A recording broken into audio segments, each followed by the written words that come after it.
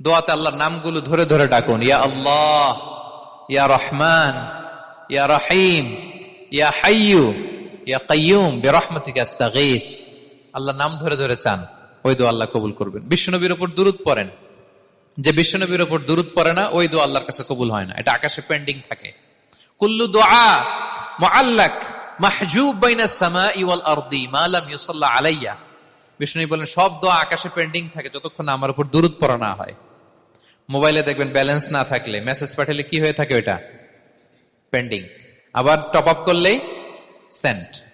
তা আপনি যে বলেন হুজুর আমার দোয়া কবুল হয় না, কেন হয় না বুঝছেন এবার? হ্যাঁ, নবীর উপর দুরূদ পড়েন নাই তো। আল্লাহুম্মা সাল্লি ওয়া সাল্লিম ওয়া বারিক আলাই। শুরু করবেন বিশ্ব নবীর উপর দুরূদ দিয়ে, মাঝেও পড়বেন, শেষেও পড়বেন, আগেও পড়বেন, পরেও পড়বেন। আপনার দোয়া কবুল করবে কে?